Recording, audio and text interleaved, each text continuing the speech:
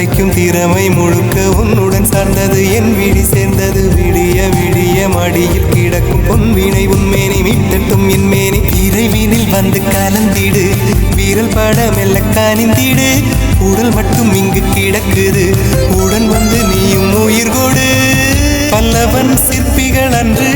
பண்ணிய சிற்பத்தில் ஒன்று பெண்ணென வந்த